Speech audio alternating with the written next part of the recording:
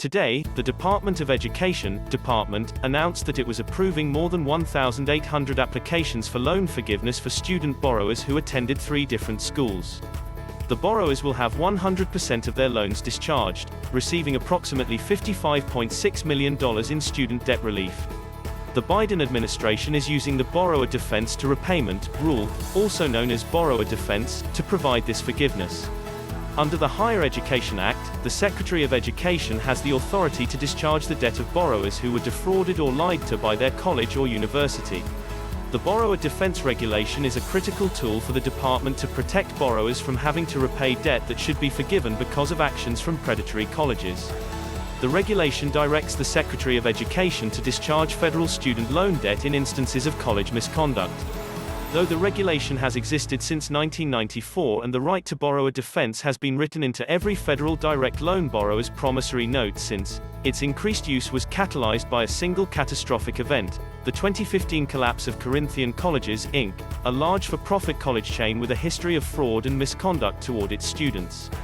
The colleges cited in today's announcement were Westwood College, Marinello Schools of Beauty, and the Court Reporting Institute. Each of these schools have a troubling history, and all are for-profit colleges.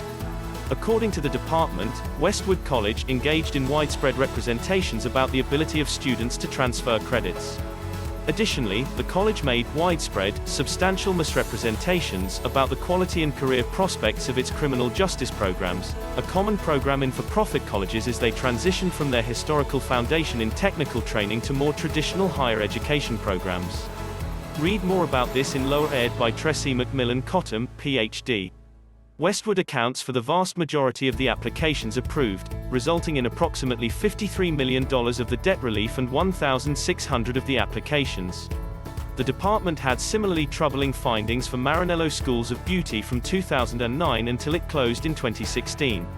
The department found that the cosmetology school left students without instructors for weeks or months at a time, leaving students without the adequate training to pass licensing tests.